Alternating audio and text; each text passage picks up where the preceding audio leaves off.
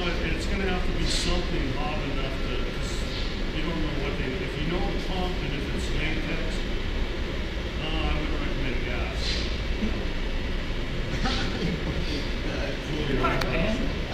So I took this off just like this, and that collar, I'm going to set down a little pin. If it should cut latex, but